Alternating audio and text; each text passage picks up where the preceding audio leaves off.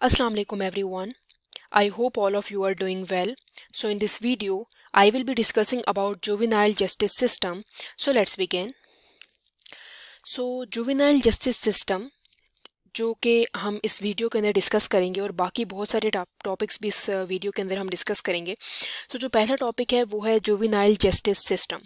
तो juvenile justice system जो है वो बेसिकली डील करता है क्रिमिनल लीगल सिस्टम से। मतलब जो भी क्राइम किसी भी बंदे ने कमिट किया है, ठीक है, किसी बच्चे ने कमिट किया है, ठीक है, तो उसको कैसे आपने उस क्राइम के से डील करना है, ठीक है, वो बेसिकली क्रिमिनल जस्टिस सिस्टम हमें बताता है, ठीक है। और इस जुवेनाइल जस्टिस सिस्टम के अंदर जो कि यूथ ऑफेंडर्स हैं, ठीक है, उन्हीं को ही सिर्फ डिस्कस किया जाता है, अडल्ट्स के बारे में इसके अंदर नहीं डिस्कशन की जाती। और इसी के साथ साथ इनके अलग से कोर्ट्स होते हैं, ठीक है, अडल्ट कोर्ट्स अलग होते हैं, ठीक है, और जुवेनाइल के जो अलग कोर्ट्स हैं वो अलग होते हैं, ठीक है, वो अलग से हेयरिंग करते हैं, ठीक है, और सेपरेट कोर्ट्स के अंदर इस लॉ को इन्फोर्स किया जाता है, ठीक है। और ये जुवेनाइल जस्टिस सिस्टम क्यों होता है, इसका पर्पज़ ये होता है कि लॉ इन्फोर्समेंट एजेंसीज को कहा जाए कि वो इन्फोर्स करें लॉज को, ठीक है, और इसी लॉ को जो कि जुवेनाइल के लिए बनाया गया है, अगर फॉर एग्जांपल कोई भी जो है बच्चा जो है वो क्राइम कमिट करता है, ठीक है, तो उसके ऊपर जुवेनाइल जस्टिस सिस्टम जो है, जुवेनाइल जो लॉ है वो इम्प्लीमेंट होगा, ठीक है।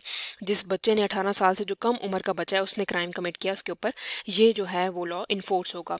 सो इसका पर्पज़ यही होता है कि हमारे पास फेयरनेस हो, सबके साथ इक्वालिटी हो, और साथ में जो जिन बच्चों को बार बार लेबल कर दिया जाता है कि तुम ऐसे हो, तुम क्रिमिनल हो, तुमने ये किया है, उसके वो रोका जा सके, ठीक है।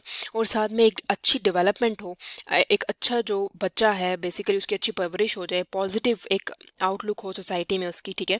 और साथ में एट द सेम टाइम उसको रिहैब किया जाए, बजाय इसके कि उसको पनिशमेंट दी जाए और सख्ती से पेश आया जाए, उसको रिहेबिलिटेशन दी जाए और उसको जो बिहेवियर है उसका वो बेहतर बनाया जाए, ठीक है। सो हमारे पास इसकी जो हिस्ट्री है वो हमने पहले भी पिछली वीडियो के अंदर डिस्कस की थी, जो रोमन सिविल लॉ के रिलेटेड, ठीक है। तो इधर भी हमारे पास वही हिस्ट्री है इसकी। उसके बाद हम लोग डिस्कस करेंगे कि इसके एम्स और ऑब्जेक्टिव हमने यहीं पर डिस्कस किए कि वही फेयरनेस है, इक्वालिटी है, और लॉज वगैरह को इन्फोर्स करने के लिए इसको जुवेनाइल जस्टिस सिस्टम जो है वो बनाए जाते हैं, ठीक है। जस्टिस सिस्टम जो है और उसका जो मेंटेन करना लॉ एंड ऑर्डर की सिचुएशन को, और साथ में विक्टिम्स के साथ कंपेंसेट करना, ठीक है, और पनिश करना क्रिमिनल्स को, ये क्रिमिनल जस्टिस सिस्टम या जो जुवेनाइल जस्टिस सिस्टम है वो इसलिए बनाया जाता है, ठीक है। सो पाकिस्तान का सिस्टम है, हमने बताया कि पाकिस्तान में जो रेलिवेंट लॉज हैं वो एक तो पीपीसी है, पाकिस्तान पीनल कोड 1860 का, और क्रिमिनल प्रोसीजरल कोड है जो कि 1898 का। फिर हमारे पास आता है juvenile justice system ordinance of 2000, जो कि मैंने यहाँ पर मेंशन किया है JJSO शॉर्ट फॉर्म में, ठीक है, और ये लॉन्ग फॉर्म है इसकी, ठीक है। यही ऑर्डिनेंस बाद में बनता है जुवेनाइल जस्टिस सिस्टम एक्ट 2018, ठीक है। तो ये पाकिस्तान के कुछ क्रिमिनल जस्टिस सिस्टम ऑर्डिनेंस को जो एक्ट में तब्दील हुआ वो है, ठीक है। और इसके अंदर basically juvenile justice system act के अंदर कुछ क्रिमिनल ऑफेंसेस को 3 कैटेगरीज में डिफाइन किया गया और 3 कैटेगरीज में बताया गया है कि कौन कौन से ये क्राइम्स हैं बेसिकली। और इसको कैसे डिवाइड किया गया है कि पहला जो क्राइम है वो है माइनर क्राइम, ठीक है। अब माइनर क्राइम क्या है? माइनर क्राइम वो ऑफेंस है जिसके अंदर मैक्सिमम जो पनिशमेंट है पीपीसी की, मतलब जो पाकिस्तान पीनल कोड है, ठीक है, उसमें तकरीबन 3 साल की जो है इम्प्रिजनमेंट कही जाती है जुवेनाइल को, और उसके अंदर ये श्योरिटी बॉन्ड होता है कि उसको रिलीज़ कर दिया जाएगा, बेल दे दी जाएगी बाद में, ठीक है, 3 साल के बाद। उसके बाद हमारे पास आते हैं एक मेजर क्राइम। मेजर क्राइम वो होता है जिसमें 7 साल के इम्प्रिजनमेंट, 3 से 7 साल की इम्प्रिजनमेंट बताई जाती है, और इसमें थोड़ा बहुत ऑफेंस जो होता है वो थोड़ा ज़्यादा किया जाता है, कमिट जो बच्चा है वो ज़्यादा ऑफेंस कमिट करता है, ठीक है, क्राइम कमिट करता है, और उसकी जो बेल है उसकी भी श्योरिटी बॉन्ड होता है कि वो बाद में उसको बेल मिल जाएगी, इसकी गारंटी होती है इन सब मेजर जो बेसिकली क्राइम्स होते हैं।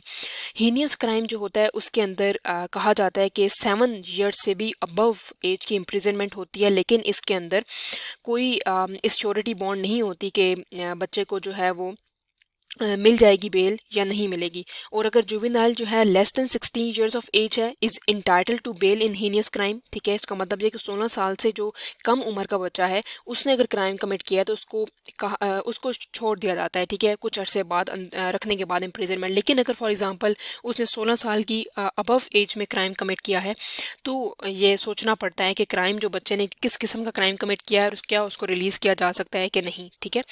तो ये बेसिकली कुछ जो कैटेगरीज हैं वो बताई गई हैं।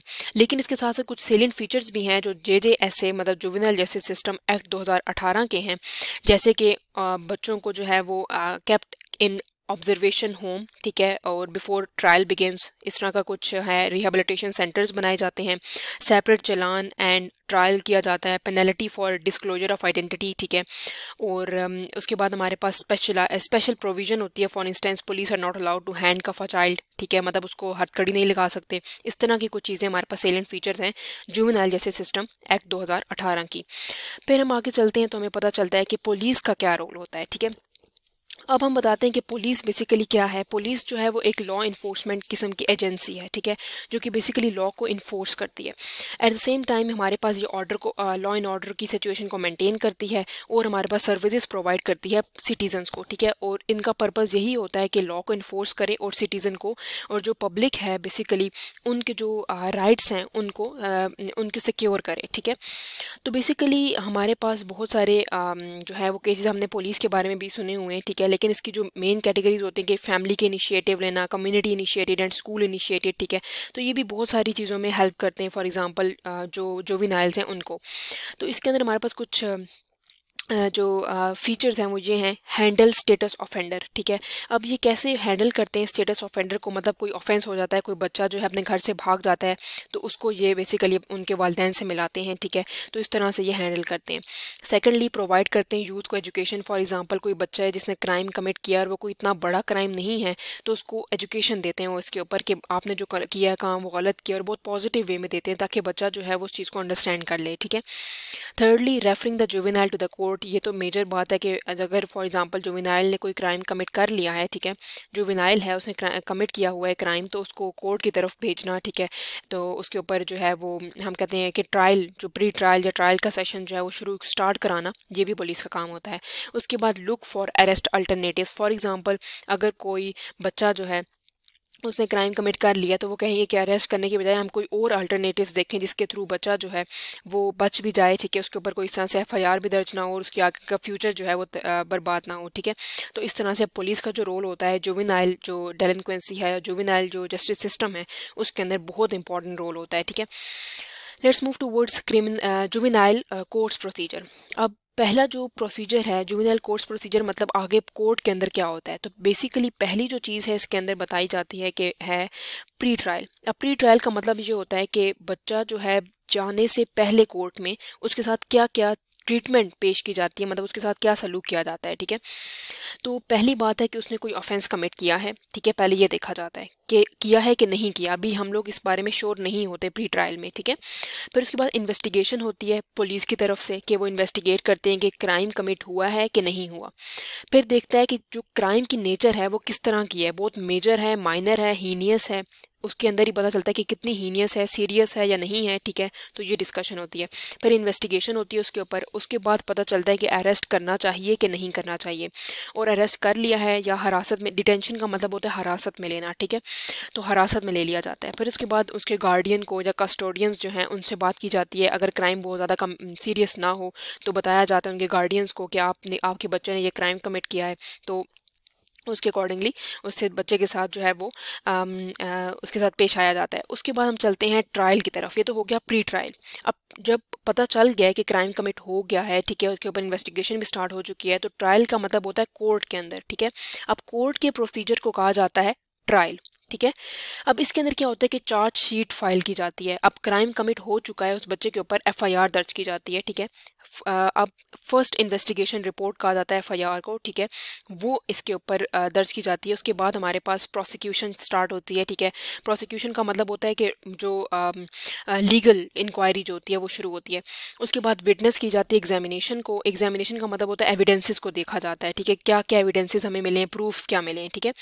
उसके बाद हमारे पास कुछ एक्सपर्ट्स होते हैं, ठीक है, उनका ओपिनियंस भी लिया जाता है, ठीक है। उसके अंदर जो लोग इन्वॉल्व होते हैं, फॉर एग्जांपल पोस्टमार्टम हो गया, फॉरेंसिक लैब वाले लोग हैं, उनकी रिपोर्ट्स वगैरह, उनके एक्सपर्ट ओपिनियन लिया जाता है, और उसके बाद एंड पे जजमेंट दी जाती है जज की तरफ से, ठीक है।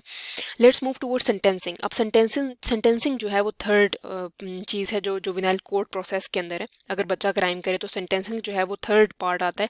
इसके अंदर ये होता है कि अगर ऑफेंस कमिट कर लिया गया है तो उसके अंदर क्या मैक्सिम होंगे कि उसको कितना अर्सा इम्प्रिजनमेंट मतलब कितना अर्सा जेल में रखा जाएगा, या उसने कोई क्राइम कमिट किया है तो 3 साल की कैद होगी, 7 साल की होगी, 12 साल की होगी, ये अकॉर्डिंग टू क्राइम होता है, ठीक है, उसने क्या क्राइम कमिट किया है, ठीक है। तो यही हमने बातें पीछे डिस्कस की जुवेनाइल जस्टिस सिस्टम के अंदर कि कैसे उसको डिवीजन दी गई है, किस तरह के क्राइम के अकॉर्डिंग उसको सेंटेंस दिया जाएगा, मतलब पेनल्टी दी जाएगी, उसने कोई क्राइम कमिट किया है तो उसको क्या सज़ा मिलेगी। So let's move towards prosecutor. अब हमें पता चलता है कि प्रोसिक्यूटर का रोल क्या होता है। अब प्रोसिक्यूटर होता कौन है? बेसिकली प्रोसिक्यूटर जो होता है वो जो एक्यूज्ड होता है, मतलब जो बंदा, जो बच्चा जो गिल्टी है, ठीक है, उसके अगेंस्ट होता है, उसको प्रोसिक्यूट करता है, ठीक है। अब प्रोसिक्यूटर जो होता है वो स्टेट का एक लॉयर होता है, स्टेट जो है वो हायर करती है एक लॉयर, उसको कहा जाता है प्रोसिक्यूटर। अब जो जुवेनाइल के खिलाफ होता है ना, वो प्रोसिक्यूटर होता है। अब जुवेनाइल का अलग से लॉयर होगा, प्रोसिक्यूटर जो होगा वो स्टेट का लॉयर होगा, ठीक है, और वो गिल्टी जो होगा, जुवेनाइल जो गिल्टी है उसके अगेंस्ट केस को लेकर जाएगा। तो बेसिकली यहाँ पर यही लिखा है कि juvenile prosecutor is the attorney responsible for bringing the state case against the accuse juvenile. उसके अगेंस्ट, जुवेनाइल के अगेंस्ट जो है वो केस लेकर जाएगा और बताएगा कि कैसे आगे से उसके खिलाफ जो है वो एविडेंसेस को इकट्ठा करेगा, ठीक है। तो ये होता है प्रोसिक्यूटर का रोल कि वो प्रोसिक्यूट करता है अक्यूज्ड को, ठीक है। और उसके बाद हमारे पास आता है डिफेंस काउंसिल। डिफेंस काउंसिल के अंदर हमारे पास पुलिस आ जाती है, जो हमने पीछे डिस्कस कर ली है। अटॉर्नी का मतलब होता है, अटॉर्नी होता है फेडरल लेवल पर। फेडरल लेवल के जो लॉयर्स होते हैं, फॉर एग्जांपल इस्लामाबाद में जितने भी लॉयर्स होंगे वो अटॉर्नी होंगे, और प्रोसिक्यूटर जो होते हैं वो बेसिकली, एडवोकेट जनरल जो होते हैं वो बेसिकली होते हैं प्रोविजनल लेवल के, ठीक है। तो ये इसके अंदर इन्वॉल्व होते हैं। अटॉर्नी हो गए फेडरल लेवल के और एडवोकेट जनरल हो गए प्रोविजनल लेवल के। फिर प्रोसिक्यूटर्स होते हैं जो कि बेसिकली स्टेट जो है वो हायर करती है, लेकिन एट द सेम टाइम ये सिविलियन के केसेस भी लेते हैं और हमारे पास कुछ स्टेट के केसेस भी लेते हैं। तो ये बेसिकली डुअल होते हैं प्रोसिक्यूटर, ठीक है। लेकिन जो अटॉर्नी होते हैं वो सिर्फ और सिर्फ फेडरल लेवल के केसेस लेते हैं, एडवोकेट जनरल जो होते हैं वो प्रोविजनल लेवल के लेते हैं, और प्रोसिक्यूटर जो होते हैं वो किसके लेते हैं, दोनों के, सिविलियन भी और स्टेट केसेस भी। फिर प्रोबेशनल ऑफिसर होते हैं। अब प्रोबेशनल ऑफिसर क्या होते हैं वो मैं आगे डिस्कस करती हूँ। उसके बाद हमें पता चलता है कि जुवेनाइल कोर्ट के जजेस क्या होते हैं। बेसिकली जुवेनाइल कोर्ट के जज जो होता है वही सबसे मेजर रोल प्ले कर रहे हैं इसके अंदर, ठीक है। अब जुवेनाइल कोर्ट जज जो हैं वही बेसिकली इसके अंदर बताते हैं कि क्या बेसिकली आगे कैसे आगे जाके उन्होंने जो फैसला है वो कैसे देना है। ये बेसिकली एजेंसी है जो कि जस्टिस देते हैं जुवेनाइल को, ठीक है, और वो बताते हैं कि बच्चे का जो बिहेवियर है वो कैसा है, ठीक है, उसको किस तरह की सज़ा देनी चाहिए, ठीक है, या उसको प्रोबेशन पे रख देना चाहिए, या उसको अर्ली रिलीज पैरोल कर देना चाहिए। वो हम अगले वीडियो में डिस्कस करेंगे। तो ये बेसिकली बहुत इंपॉर्टेंट रोल प्ले करते हैं जुवेनाइल जजेस जो होते हैं, ठीक है, और ये लॉ के अकॉर्डिंगली फैसला देते हैं। Let's move toward juvenile probation officer. मैंने जो बताया था कि हम आगे डिस्कस करेंगे वो होता है प्रोबेशन ऑफिसर। अब प्रोबेशन ऑफिसर क्या होते हैं? प्रोबेशन ऑफिसर वो होते हैं जो कि बेसिकली एक प्रोबेशन होता है is a time period in which you are observed, for example ना जॉब, आपको कुछ टाइम के लिए अंडर ऑब्जर्वेशन रखा जाता है, कुछ सुपरविजन के अंदर रखा जाता है कि देखा जाए कि आपका बिहेवियर कैसा है, ठीक है, आपके अकॉर्डिंगली असेसमेंट्स आप कैसे परफॉर्म कर रहे हैं, ठीक है। तो प्रोबेशन यही टाइम होता है, ठीक है। इस टाइम के अंदर आपको देखा जाता है, सुपरवाइज किया जाता है, देखा जाता है आपको, कोई आपको हायर करता है इस काम के लिए, ठीक है। उसके बाद जुवेनाइल प्रोबेशन ऑफिसर कौन होते हैं कि इसको कोर्ट बेसिकली कहती है कि जो बच्चा है उसका जो बिहेवियर है वो बेहतर है, ठीक है, तो आप उसको देखें कि क्या वो अगले 6 महीने तक कोई क्राइम तो कमिट नहीं कर रहा, या उसका बिहेवियर वाकई ऐसा, या वो ऐसा करने का सिर्फ और सिर्फ दिखावा कर रहा है। तो उसकी रिस्पॉन्सिबिलिटी क्या होती है कि वो चेक एंड बैलेंस करता है कि बच्चे के साथ रहता है, उसको उसकी फैमिली वगैरह के साथ मिलवाता है, उसके असेसमेंट्स लेता है, ठीक है, केस का प्लान करता है और उसको अच्छी पॉजिटिव की तरह लेकर भी जाता है, उसकी रिहेबिलिटेशन भी करता है, और साथ में उसको अंडर ऑब्जर्वेशन भी रखता है कि क्या बच्चा वाकई ही अच्छा है, या जो जिस तरह कोर्ट कह रही है उसने उसको इस प्रोबेशन के ऊपर रखा हुआ है, टाइम लीज दी हुई है। तो ये बेसिकली इसका पर्पस होता है जुवेनाइल का प्रोबेशन ऑफिसर। इसीलिए ही जो जज है वो उसके अकॉर्डिंगली ये फैसला किया जाता है। जज जो है ये कहता है कि आपने इसको प्रोबेशन पे रखना है इस बच्चे को। सो ये इसका काम होता है। जुवेनाइल करेक्शनल इंस्टीट्यूशन क्या होते हैं? अब एक तो हो गया प्रोबेशन, ठीक है, आप इसके थ्रू बच्चे को ठीक कर सकते हो, आप उसको इम्प्रिजन तो रखा हुआ है आपने, लेकिन उसके साथ साथ आप उसको रिहैब भी कर रहे हो, ठीक है। फिर हमारे पास आता है non punitive treatment. Non punitive treatment का मतलब ये होता है कि आप बगैर पनिशमेंट के बच्चे को बेहतर कर सको, कुछ अल्टरनेटिव्स इस्तेमाल करो जिसके थ्रू वो बच्चा बेहतर हो जाए, जिसके अंदर आता है social, moral skills, learning education, probational activities and rehabilitation. अब सोशल स्किल्स के अंदर हमारे पास आता है एजुकेशन देना उसको, ठीक है, उसको रिहेबिलिटेशन देना। फॉर एग्जांपल साइकोलॉजिकली अगर वो बच्चा डिस्टर्ब्ड है तो उसको साइकेट्रिस्ट की तरफ लेकर जाना और उसके साथ कुछ लेक्चर्स वगैरह लेना। दूसरा, उसको पॉजिटिविटी की तरफ लेकर जाना, उसकी फैमिली के जो कंसर्न्स हैं, उसकी जो फैमिली इश्यूज़ हैं उसके बारे में देखना। So basically, non-punitive treatments are the one which are basically the alternatives, ठीक है, जो कि basically alternatives होते हैं, जिसमें आप punishment ना दो तो उसके अलावा भी alternatives होते हैं, जिस तरह आप social और moral skills इस्तेमाल करो। social skills के मतलब उनको कोई skills वगैरह सिखाओ, चाहे वो online skills हो गई या कोई ऐसी skills जिससे उनको jobs वगैरह की जो हैं वो मौके उनको मिल सकें, ठीक है। moral skills हो गए कि किस तरह से किससे बात करनी है, ठीक है। आपके रिलीजियस जो स्किल्स हैं वो आप बताओ, रिलीजन के बारे में बताओ। लर्निंग एजुकेशन के मतलब साइंस की एजुकेशन दो, आप उसको आर्ट की एजुकेशन दो, ठीक है। प्रोबेशनल एक्टिविटीज़ के अंदर हम बता सकते हैं कि कैसे उसको प्रोबेशन जो है उसके टाइम पीरियड के ऊपर देखा जाता है, उस टाइम पीरियड में रखा जाता है और उसके अंदर कुछ असेसमेंट्स होती हैं जो उसको सॉल्व करनी पड़ती हैं। फॉर एग्जांपल, आपने उसके बिहेवियर के लिए कुछ असेसमेंट्स तैयार की होती हैं प्रोबेशनल जुवेनाइल प्रोबेशन ऑफिसर ने, कि उसने उसके अंदर कुछ नोट्स वगैरह या कोई शीट होती है जिसके थ्रू वो उसके बिहेवियर को बेसिकली जज कर रहे होते हैं कि क्या जो वो उसके बिहेवियर जो है वो उसके ऊपर पूरा उतर रहा है कि नहीं उतर रहा। तो कुछ एक्टिविटीज़ होती हैं जिसको वो कराकर उस चीज़ के बारे में अंडरस्टैंडिंग ले सकता है। फिर हमारे पास आता है रिहेबिलिटेशन। रिहेबिलिटेशन हमारे पास किसी भी तरह का हो सकता है। रिहेबिलिटेशन हमारे पास ऑक्यूपेशनल भी हो सकता है। ऑक्यूपेशन आप किसी को दिला दो, ठीक है, किसी कोई अगर इनकेस अडल्ट है और अगर टीन है तो उसको एजुकेशन की तरफ ले जाओ। दूसरा हमारे पास रिहेबिलिटेशन होता है साइकोलॉजिकल भी रिहेब कर सकते हो। फॉर एग्जाम्पल, किसी को साइकोलॉजिकल इशूज़ हैं। फिर स्पीच के रिलेटेड भी रिहेबिलिटेशन होता है। फिजिकल रिहेबिलिटेशन भी होता है कि अगर कोई किसी को नुकसान हो गया है फिजिकली तो उसको आप ठीक है उसकी रिहैब कर सको, उसकी फॉर एग्जांपल एक्सरसाइजेज होती हैं, ठीक है। तो इस तरह से हमारे पास रिहेबिलिटेशन होती है जिसके थ्रू हम लोग बजाय पनिशमेंट दें हम चीज़ों को मैनेज कर सकते हैं, ठीक है। तो जुवेनाइल करेक्शनल इंस्टीट्यूशन में ये चीज़ें भी शामिल होती हैं। So that's all from my side. If you have any queries you can ask me in the comment section. अगर आपको कोई भी प्रॉब्लम हो तो आप मुझे कॉमेंट सेक्शन में कॉमेंट करके पूछ सकते हैं। So please like, subscribe and share my channel. Thank you so much for watching.